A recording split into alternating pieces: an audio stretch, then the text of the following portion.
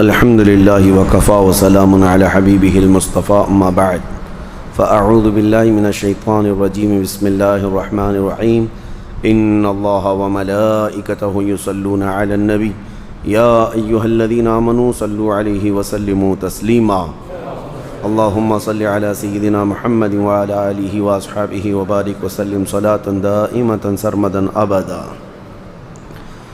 ہجرت کا چوتھا سال یہ بھی جنگوں سے گھرا ہوا ہے۔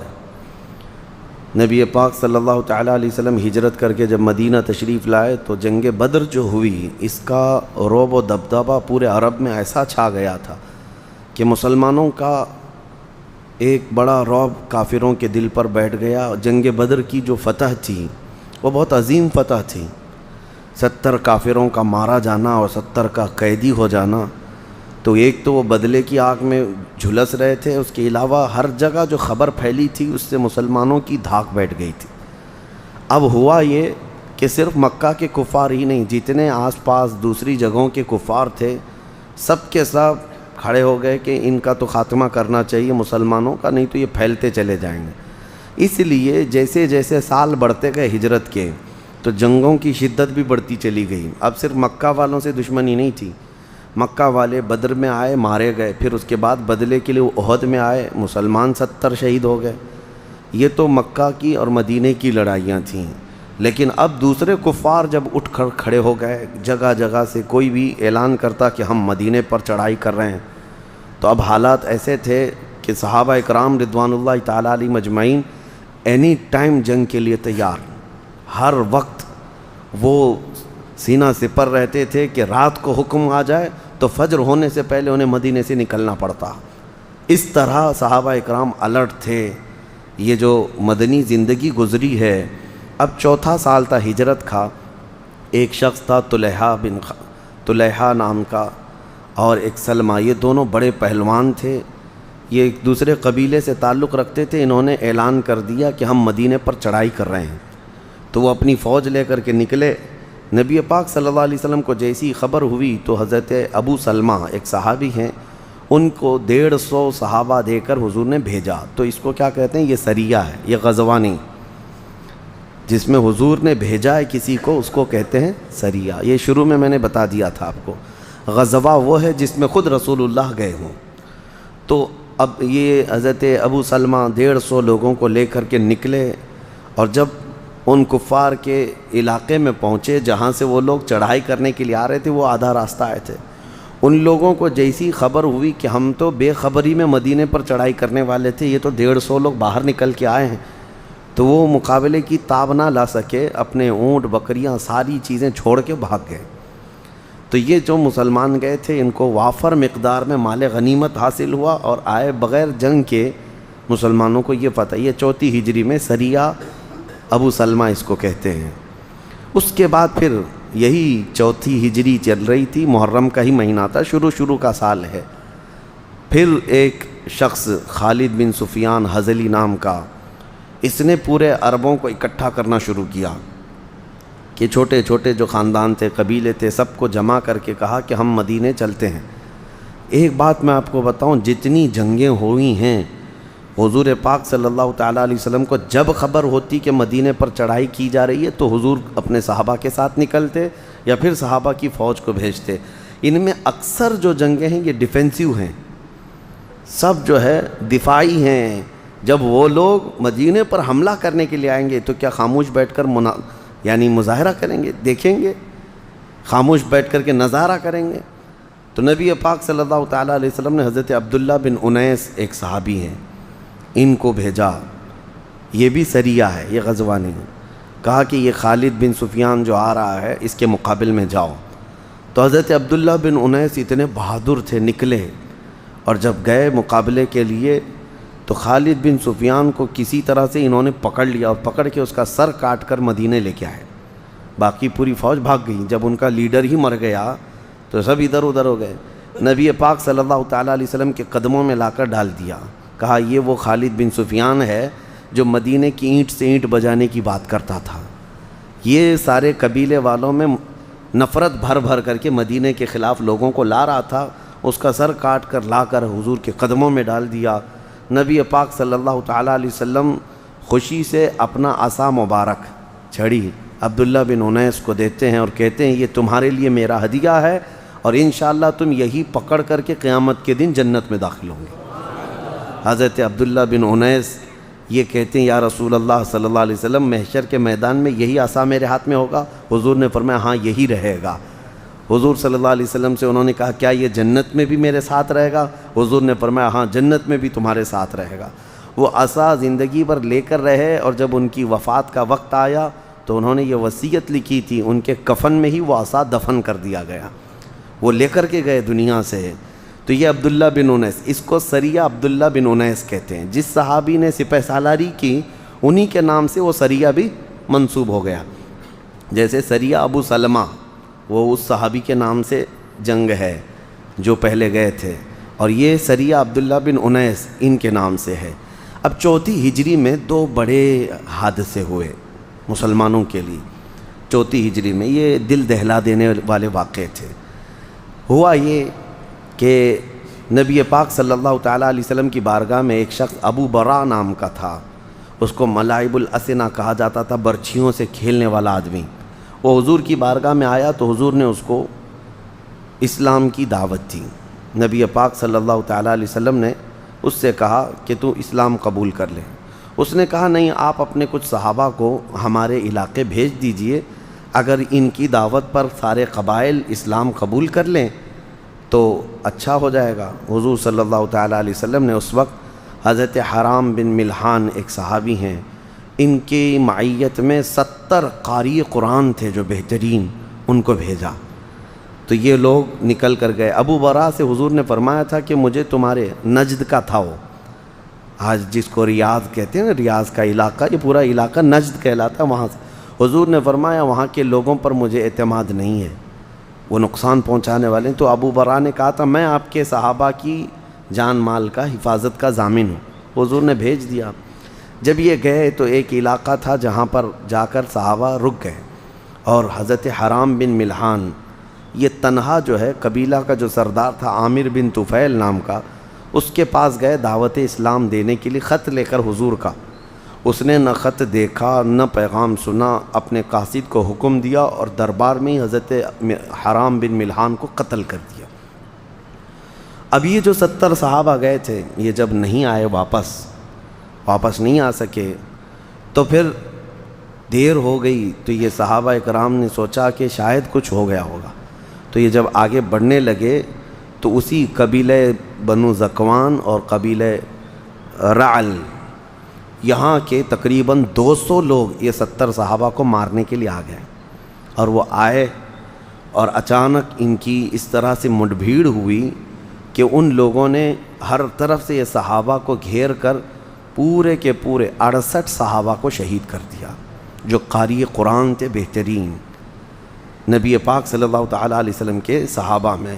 اس کو بیر معونہ کہتے ہیں۔ بیر معونہ ایک کنواں تھا وہاں پر جس سے یہ واقعہ ہوا، جہاں ہوا۔ ایک صحابی حضرت عمر بن امیہ ضمری یہ بچ گئے، وہ اس لیے کہ عامر بن طفیل جو سردار تھا اس نے ان کو یہ کہہ کر کے چھوڑا کہ میری ماں نے ایک غلام آزاد کرنے کی منت کی تھی، اس لیے میں ایک کو چھوڑ دیتا ہوں۔ ان کے بال تھوڑے کاٹ کر کے ان کو چھوڑ دیا۔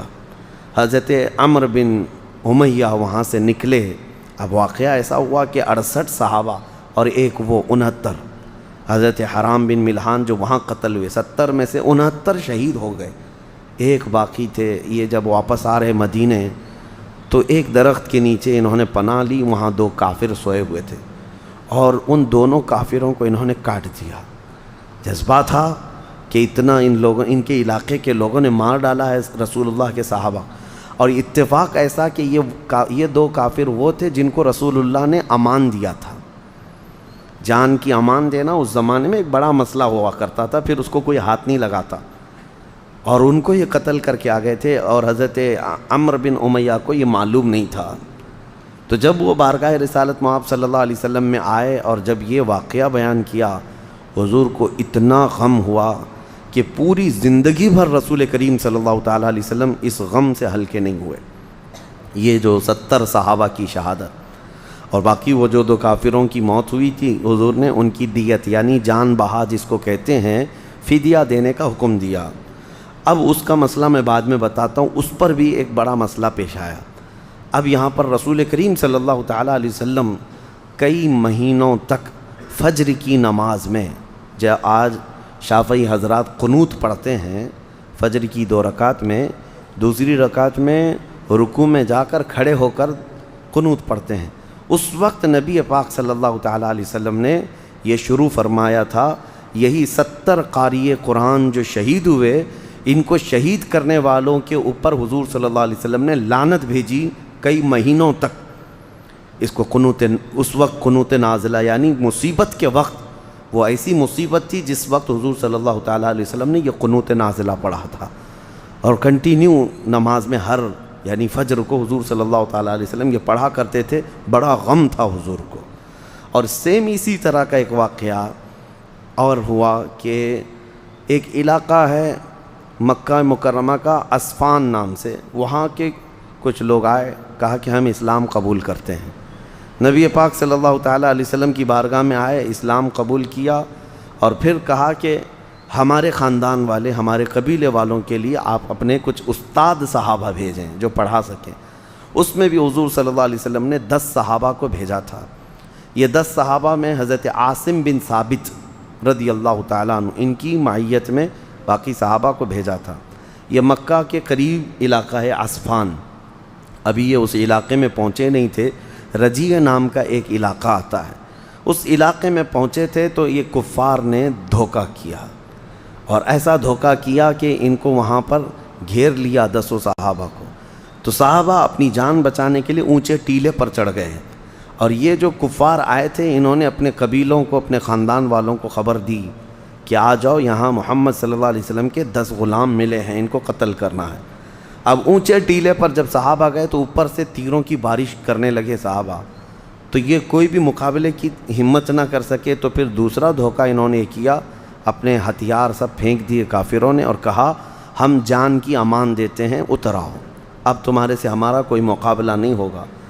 حضرت عاصم بن ثابت چونکہ ان 10 کے امیر تھے، آپ نے کہا مجھے کسی کافر کی امان اور پناہ پر بھروسہ نہیں، میں اللہ کی پناہ میں ہوں۔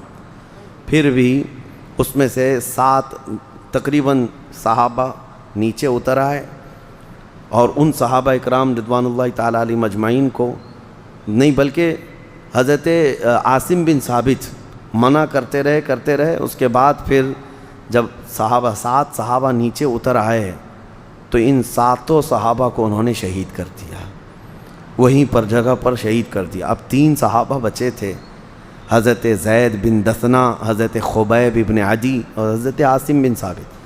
اب ان کفار نے ان تینوں کو گھیرا۔ حضرت عاصم بن ثابت نے کہا کہ میں ان کی پکڑ میں آنے اور ان کی غلامی میں آنے سے بہتر سمجھتا ہوں کہ ان سے لڑ کر کے ختم ہو جاؤں۔ حضرت عاصم بن ثابت لڑتے رہے، ان کو زخمی کیے اور شہید ہو گئے، قتل ہو گئے۔ یہ عاصم بن ثابت کون ہیں؟ بدر کے میدان میں بڑے بڑے پہلوانوں کو مارا تھا انہوں نے، مکہ والے ان کے نام سے جلتے تھے، کڑتے تھے، عاصم بن ثابت کے نام سے۔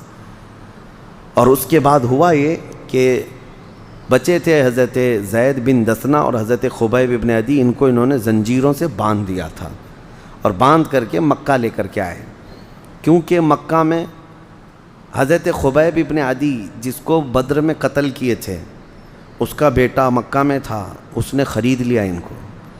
اور حضرت زید بن دثنہ نے بھی بدر کے میدان میں بڑے کافر کو مارا تھا، اس کافر کے بیٹے نے ان کو خرید لیا کہ مجھے دے دو۔ اب ان کو تڑپا تڑپا کے مارنا تھا، اپنے باپ کا بدلہ لینا تھا۔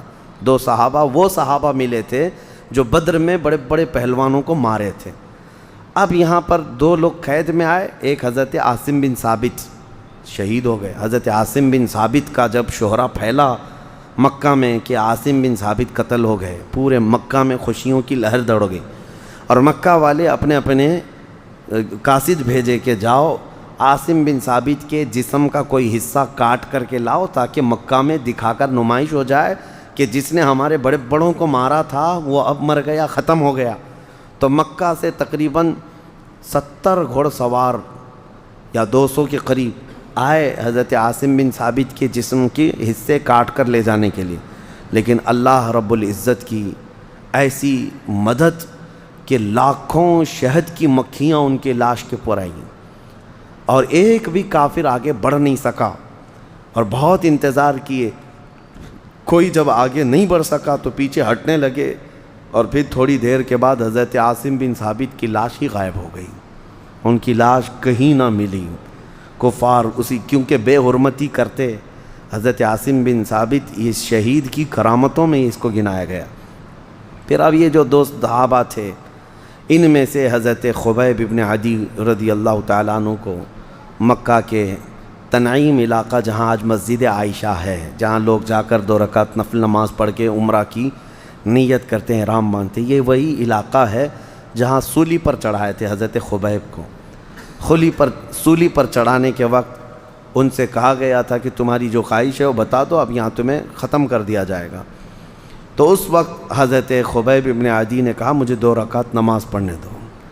2 رکعت نماز جلدی جلدی میں پڑھ لیا، اور اس کے بعد پھر آئے، بند گئے تو کہنے لگے آج کی یہ میری آخری نماز تھی، چاہتا تو میں لمبے سجدے کرتا، اپنے رب کے حضور ایک طویل نماز پڑھتا، لیکن میں اسی لیے جلدی کیا کہ یہ ظالم کفار یہ نہ سمجھیں کہ موت کے ڈر سے نماز لمبی کیا ہے، مجھے موت سے ڈر نہیں۔ اور انہوں نے ایک مشہور شعر اس وقت سولی پر چڑھ کر کہا تھا، کہا کہ موت تو آنی ہی ہے، کسی بھی طرح سے آنی ہے، لیکن میں فخر اس بات پر کر رہا ہوں کہ اسلام پر میں مارا جا رہا ہوں، میں جس چت بھی لیٹوں گا اور جس کروٹ بھی میں گروں گا وہ میرا کروٹ اسلام کا ہوگا اور میرے مصطفیٰ کے قدموں میں ہوگا، اور ان کو شہید کر دیا گیا۔ دوسرے حضرت زید بن دسنا تھے، ان کو لایا گیا تھا چند دنوں کے بعد، یہ حضرت خبیب کو سولی پر چڑھایا گیا۔ حضرت زید بن دسنا وہی صحابی ہیں جن کا مسئلہ کیا گیا تھا، ان کے ناک کاٹے گئے، کان کاٹے گئے، ان کے ناخنوں کو پکڑ سے کھینچا۔ ابو سفیان اس وقت آیا دیکھنے کے لیے اور کہا کیا یہ اچھا ہوتا زید تیری جگہ محمد ہوتے ہیں، ان کا جسم کٹ گیا تھا، اس وقت وہ چیخ کر کہہ رہے تھے ظالموں خبردار، ابھی اور میرے ٹکڑے کر لو، یہ گوارا ہے، لیکن میرے نبی کے قدموں میں کانٹا چبھے یہ بھی مجھے گوارا نہیں۔ ان کا ہی نعرہ تھا جس کو شعر میں کہا جاتا ہے، جو جان مانگو تو جان دے دیں، جو مال مانگو تو مال دے دیں، مگر یہ ہم سے کبھی نہ ہوگا، نبی کا جاہو جلال دے دیں۔ حضرت زید بن دسنا کو بھی شہید کیا گیا۔ اس کو واقعہ رجیع کہا جاتا ہے، مقام رجیع میں یہ واقعہ پیش آیا تھا، اس کے بعد مکہ لا کر کے ان کو شہید کیا گیا۔ اب حضرت خبیب رضی اللہ تعالیٰ عنہ جب شہید ہو رہے تھے تو انہوں نے پکار کر کے ایک جملہ کہا تھا، اے اللہ ہمارے حال کی خبر اپنے رسول کو دے دے، کیونکہ 10 گئے تھے اور 10 شہید ہوئے، کوئی نہیں بچا، رسول اللہ تک یہ بات کون پہنچائے؟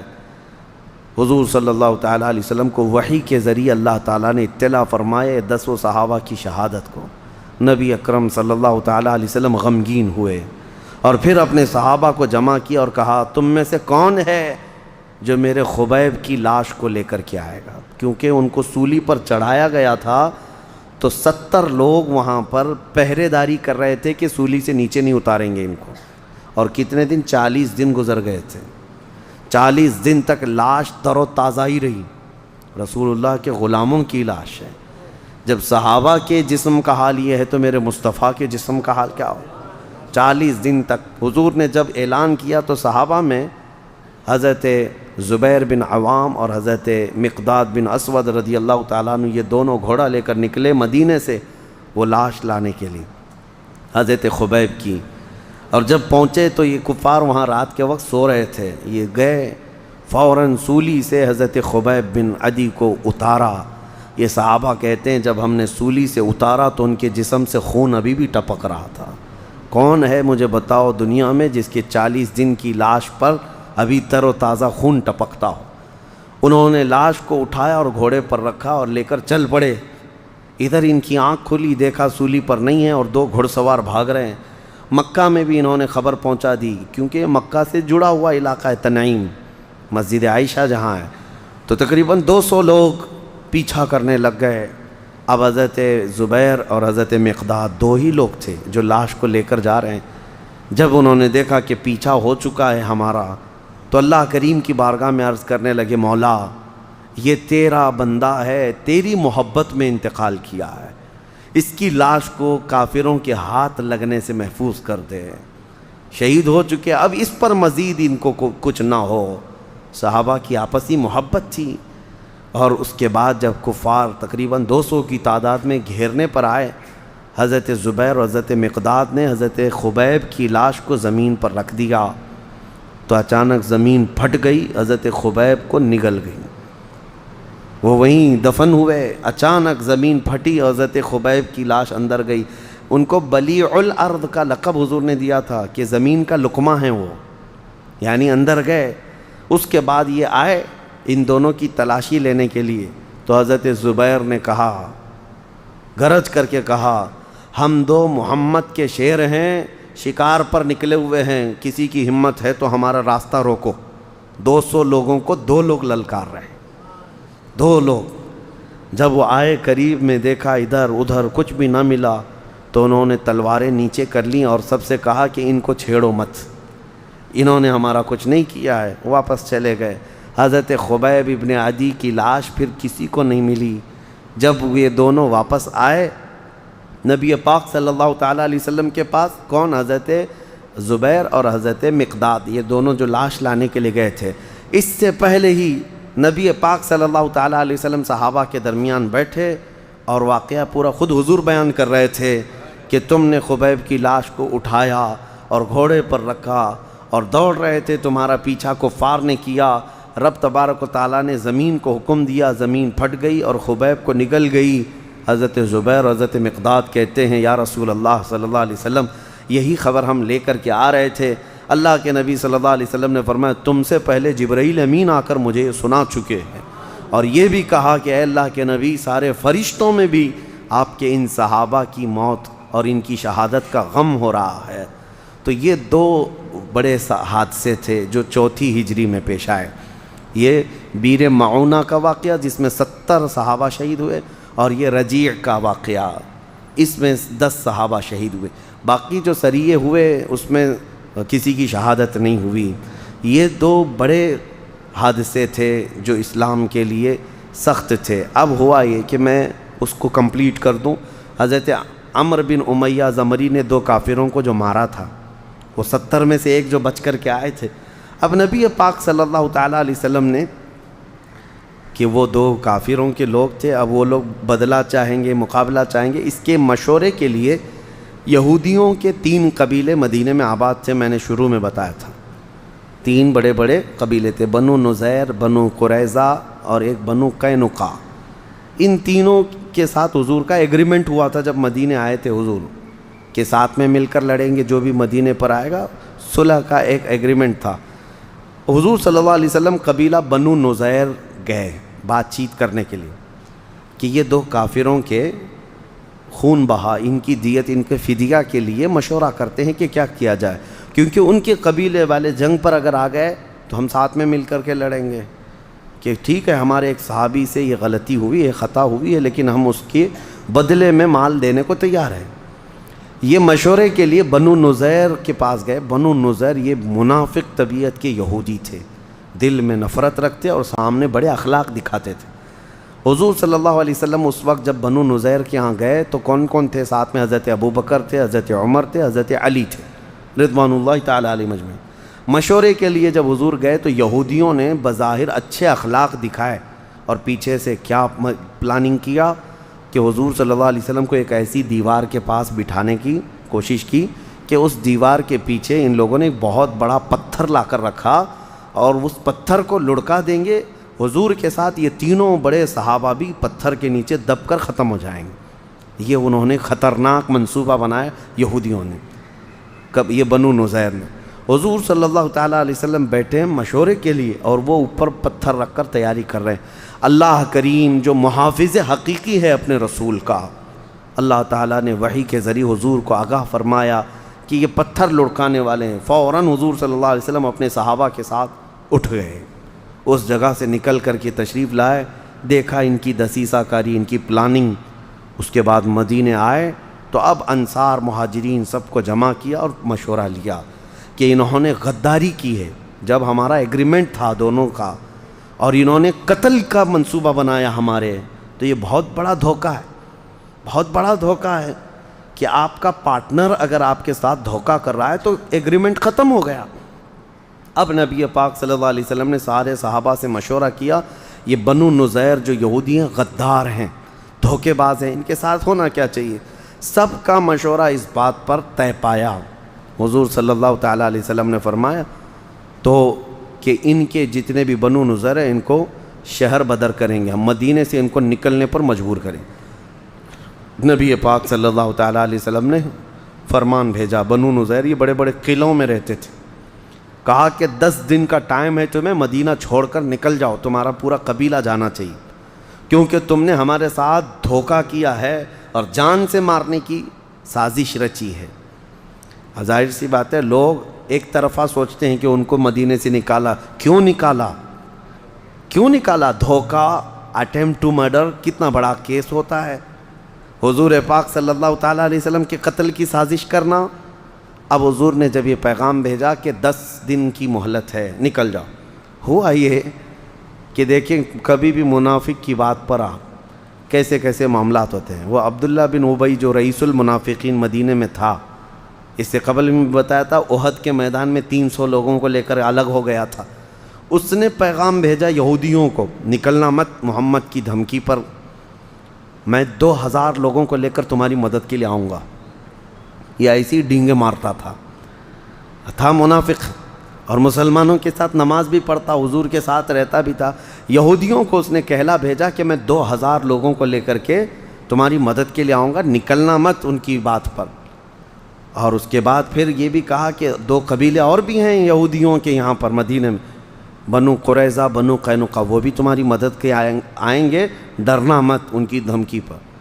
تو ان کی باتوں میں آ کر بنو نذیر کیا کہنے لگے کہ آپ کو جو کرنا ہے کر لیجئے، حضور صلی اللہ علیہ وسلم ہم اپنے قلعے چھوڑ کر جانے والے نہیں ہیں، ہم بھی طاقت رکھتے ہیں، ہم بھی برچھیاں رکھتے ہیں، ایسے ایسے الفاظ کہے۔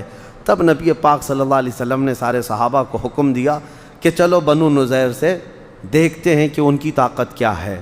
صحابہ اتنے پرجوش تھے کہ یہ یہودیوں کی جڑ ہی نکل جائے یہاں سے۔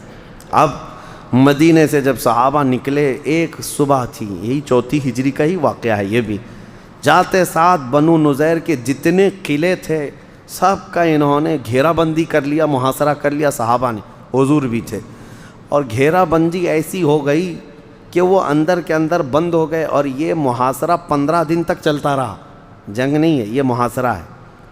حضور صلی اللہ علیہ وسلم کے صحابہ 15 دن تک ان کو اندر بند کر کے رکھے، ان کا سب کچھ بند ہو گیا، آنا جانا سب۔ اب وہ اندر سے پوچھتے رہے کہاں ہے رئیس المنافقین عبداللہ بن ابی جو 2000 کو لے کر آنے والا تھا، وہ تو گھر میں سو رہا تھا، ایک منافق بھی نہیں آیا، 2000 آنے والے تھے، ایک بھی نہیں آیا۔ منافقین کی تعداد پہ کبھی بھروسہ نہیں کیا جائے، کبھی نہیں۔ اور اس کے بعد ان کے جو قبیلے دوسرے یہودیوں کے تھے وہ بھی ڈر کے مارے کوئی مدد کے لیے نہیں آئے۔ بنو نذیر سمجھ گئے کہ اب ہماری موت کے علاوہ کچھ نہیں ہے۔ 15 دن کے بعد انہوں نے حضور صلی اللہ علیہ وسلم سے یہ معاہدہ کر لیا، شرط کیا کہ ٹھیک ہے ہم سب پورے یہاں سے مدینہ چھوڑ کر نکلیں گے، لیکن ایک شرط ہے کہ ہمیں جتنا مال ہم لے جا سکتے ہیں لے جانے کی اجازت دیں۔ حضور نے فرمایا تم جتنا لے جا سکتے ہو لے جاؤ۔ انہوں نے 15 دن کے بعد تقریباً 700 اونٹوں پر اپنا مال لادا، سب لے کر کے مدینہ چھوڑ کر کے گاتے بجاتے نکلے، خیبر تک گئے، کچھ ملک شام چلے گئے۔ اور جو رسول اللہ کے صحابہ نے ان کو مدینے سے نکالا تھا، آج تک وہ اس غم کو ہلکا نہیں کر پائے۔ 14 صدیاں ہو گئی، یہودی ابھی بھی کہتے ہیں مدینہ ہمیں لینا ہے، ہم کو وہاں سے نکالا گیا تھا، خیبر تک، وہاں تک۔ پھر اس کے بعد جو خیبر کی جنگ ہوئی وہاں سے بھی ان کو نکال کر بھیجا گیا۔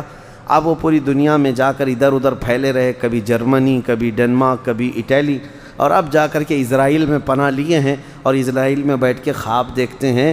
گریٹر اسرائیل کا نقشہ ان کا اگر آپ دیکھیں گے تو اس کو انہوں نے مدینے تک کا بنا کر کے رکھا ہے کہ یہ پورا علاقہ ہم کو قبضہ کرنا ہے، اور یہ گریٹر اسرائیل ہے، اور یہ کنگڈم آف ڈیوڈ ہے، یعنی حضرت داؤد علیہ السلام کی سلطنت کا علاقہ ہے۔ اس کو ہم حاصل کر کے رہیں گے. اب پتہ نہیں کب تک حاصل کریں گے، کیسے کیا کیا کریں گے، لیکن اتنا تو ہے کہ بلی کے خواب میں چھیتڑے ہی ہوتے ہیں. وہ ہمیشہ جو ہے قتل و غارت اور قبضہ اسی کے لیے سوچتے رہے. نبی پاک صلی اللہ علیہ وسلم نے بنو نذیر کو شہر بدر کیا. اب اس کے بعد وہ سب لے جانے کے بعد بھی ان کے قلعوں میں جو چیزیں موجود تھیں وہ تقریباً 400 کے قریب تلواریں تھیں اور بہت کچھ سامان تھا، وہ صحابہ اکرام کے ہاتھ میں آیا. اور وہاں پر جو واقعہ پیش آیا اس میں آج کل نہیں بلکہ ہم نے سورہ حشر کی شروع کی آیتیں تلاوت کی تھی. حضور صلی اللہ علیہ وسلم نے آس پاس کے کچھ درختوں کو کاٹنے کا حکم دیا تھا کہ یہودی چھپ چھپ کر کے حملہ کرتے تھے. تو صحابہ میں 2 جماعتیں ہو گئی تھی. بعض نے کہا تھا درختوں کو نہیں کاٹنا چاہیے، یہ سب جب بھاگ جائیں گے تو مسلمانوں کا ہوگا اور اس سے جو نفع ہوگا یہ پھلوں کا تو یہ مسلمانوں کے لیے ہوگا. بعض صحابہ نے کہا نہیں کاٹنا چاہیے کیونکہ یہ پناہ بنا لیں گے اور ہمیں قتل کرنے کے منصوبے بنائیں گے. تب اللہ تبارک و تعالیٰ نے آیت نازل فرمائی ما قطعتم من لینۃ او ترکتموها قائمۃ علی اصولها فباذن اللہ. کچھ درختوں کو تم نے کاٹا اور کچھ کو چھوڑ دیا، یہ دونوں جماعتیں حق پر ہیں اور دونوں کو اللہ کی طرف سے ہدایت ہے. یہ آیت ان صحابہ اکرام کے حق میں نازل ہوئی. بہرحال یہ 4 ہجری کے یہ تمام معاملات ہیں. واپس مدینہ طیبہ تشریف لائے. یہ جنگوں سے گھرا ہوا سال ہے، حادثوں سے گھرا ہوا سال ہے. اس میں جو اہم واقعات پیش آئے تھے 4 ہجری میں، سب سے بڑا اہم واقعہ جو پیش آیا خوشیوں کا اگر کہا جائے، سیدہ شباب اہل الجنہ میں سے مولا کریم سیدنا امام حسین کی پیدائش ہوئی تھی. 4 ہجری میں حضرت امام حسین امام علی مقام کی پیدائش ہوئی. یہ ایک بہت اہم واقعہ تھا. اور نبی پاک صلی اللہ علیہ وسلم کے ایک نواسے حضرت عثمان غنی کے جو گھر پیدا ہوئے تھے ان کی موت بھی ہوئی، ان کی وفات ہوئی. اور اس 4 ہجری کا جو اہم واقعہ حضرت زینب بنت خزیمہ حضور کی ایک زوجہ تھی، ان کی وفات ہوئی. حضرت ام سلمہ رضی اللہ تعالیٰ عنہ سے حضور نے اسی سال نکاح فرمایا. ان کا بھی ایک طویل واقعہ ہے. وہ ہجرت کر کے آ رہی تھیں مدینہ، ان کے ساتھ ایک ایسا حادثہ ہوا تھا. وہ اور ان کے شوہر دونوں ہجرت کر کے آ رہے تھے لیکن دونوں کے خاندان والے لڑ پڑے. حضرت ام سلمہ کے، حضرت ابو سلمہ کے. ان کے بیٹے کا نام سلمہ تھا. یہ دونوں لڑ پڑے خاندانوں والے. حضرت ام سلمہ کے خاندان والے کہتے تھے کہ تمہارے آدمی نے ہماری لڑکی کو بھڑکایا ہے اور مدینہ لے جا رہا ہے. اور حضرت ابو سلمہ کے گھر والے کہتے تھے نہیں تمہاری لڑکی نے ہمارے لڑکے کو بھڑکایا ہے، لے جا رہا ہے.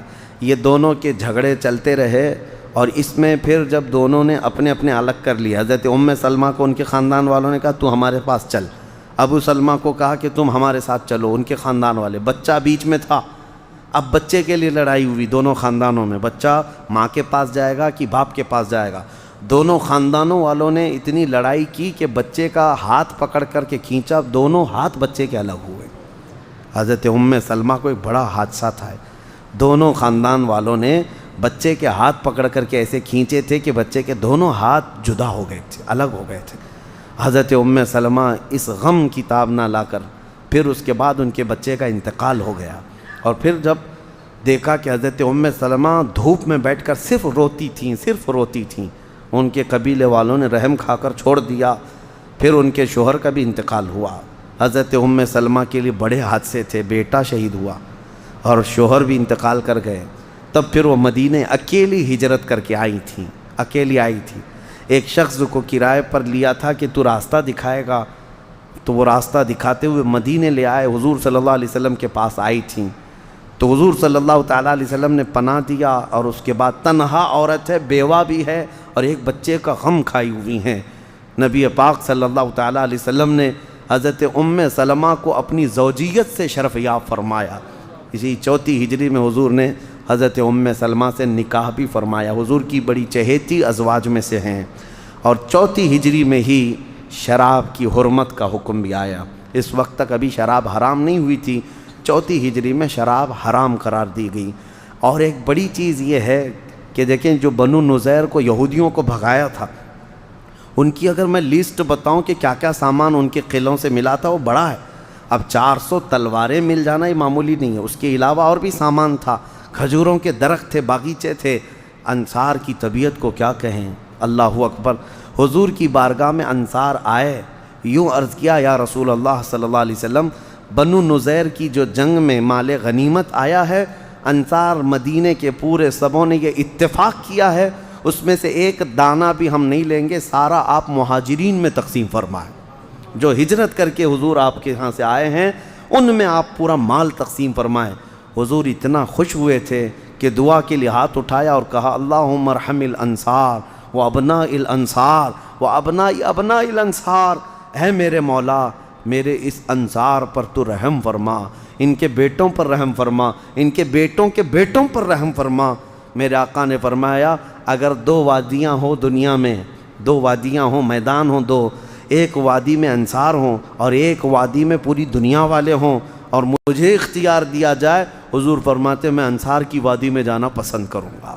بہرحال یہ 4 ہجری کے اہم معاملات تھے، سیرت کا بیان چلتا رہے گا انشاءاللہ العزیز، لیکن اب مجھے یہ پتہ نہیں ہے آپ کی پابندی ہو پائے گی یا نہیں، اس لیے کہ صرف رمضان میں اگر ختم کرنا ہو تو پھر اس کو ایسے تیزی سے دوڑانا پڑے گا کہ اہم واقعات ویسے ہی رہ جائیں گے، 5ویں ہجری کے، 6 ہجری کے، 7ویں ہجری، 8ویں ہجری، 9ویں ہجری، 10ویں ہجری، پھر 11ویں ہجری میں میرے آقا صلی اللہ تعالیٰ علیہ وسلم کی اس دنیا فانی سے رخصتی بھی ہوئی۔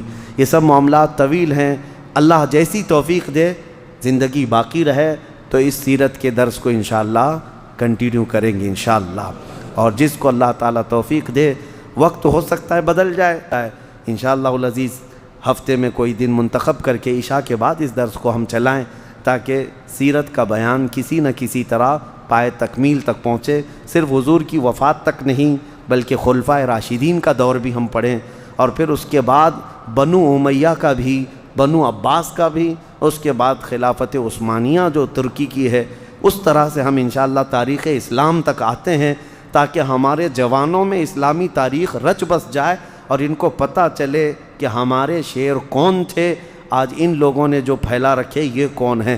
اللہ کریم ہم سب کو حضور کے جلووں میں زندگی عطا فرمائے، حضور کے قدموں میں موت عطا فرمائے۔ وآخر دعوانا الحمدللہ رب العالمین۔